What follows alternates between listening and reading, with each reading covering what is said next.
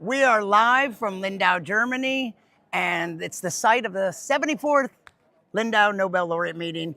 And tonight was Bavarian night, the last sort of full day of programming at the meeting. It started on Sunday with an opening ceremony, Monday, Tuesday, Wednesday, Thursday, 4 very full days of programming. And a final day tomorrow where we take a boat trip to this beautiful Malow island. And we only have one final panel discussion, and then a picnic, and wander around this beautiful island, and then a really fun boat ride home.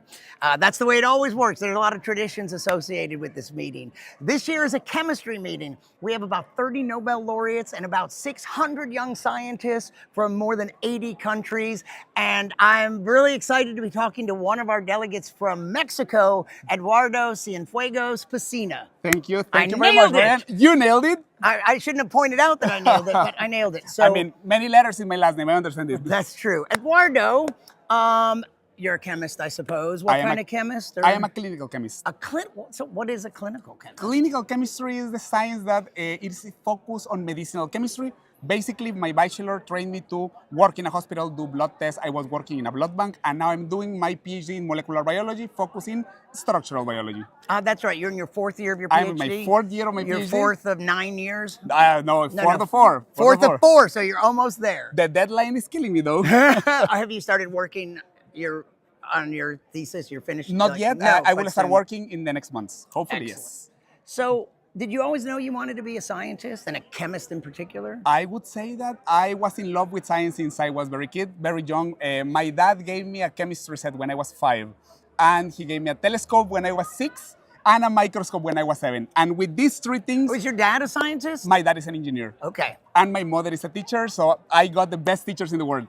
Excellent. Yes. Well, I'm glad you... And did you ever have any other good teachers, educators that were inspirational? No, definitely yes. Starting from my high school, my middle school, and then in uni I had amazing professors. And now in my PhD, I am glad to have the best professors in the world. And do you like what you do? I love what I do. What do you like about it? I love discovering new things. And you know the adrenaline, you know the dopamine you have when you solve a little riddle. It is very difficult to explain, because like you are stuck with a complex problem. You are stuck with something that is extremely difficult. And suddenly the neurons connect, the synapses connect, and that's an explosion of happiness. This is very addictive, I can say. Excellent. Is there anything you wish people understood about science?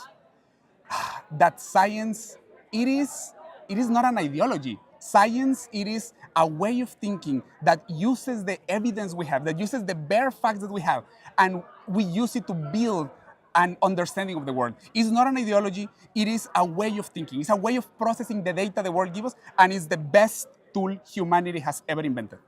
It's a way of life. It's a way of life. It is. So what do you think about this meeting? It's the 74th Lindau Nobel Laureate meeting. It's your first. It's my first. Possibly only, unless you win a Nobel Prize. I'm sorry to break it to you, but you already knew that. It's almost over. What are your impressions? Honestly, I was not expecting this amazing event. Like, I am really, really happy. I am a bit overwhelmed by the level of beautiful interactions, amazing science, amazing talks, so much networking. That's really cool. I'm very happy. I am extremely happy, and I'm very thankful for all the persons who supported me and helped me to come here. Excellent. Can you tell me any highlights you've had this week? Wow. I met some of the persons who invented my field. Now I'm doing cryo-electron microscopy, so I had a very good time talking with Professor Joachim Frank. I had very beautiful moments. I met a very big community of Latin Americans here in Lindau, and we have been partying very nicely. Excellent. Are any of the themes this year, in addition to it being a chemistry meeting, there are these additional themes, science communication, the use of AI tools in chemistry. Are any of those themes this year relevant to you? I would say that I would love to be a better communicator. I would love to be a better science communicator. I think it's super important, especially now in the environment we're living, when we are in a world that is polarized.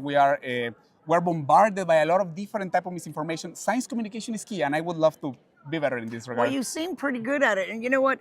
Since I recently moved to Mexico, is there anything you can say about science in Mexico, or?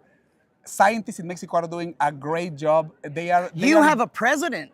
I'm sorry, scratch that, take that back. We have a president who's actually a scientist? Scientists in Mexico are doing a great, great job with the resources they have, with the resources they managed to collect. And I would say that people from my alma mater, from my university, the Universidad Autónoma de Nuevo León, are doing amazing science, are doing great projects in all the areas of clinical chemistry, medicinal chemistry, transplantations, liver diseases.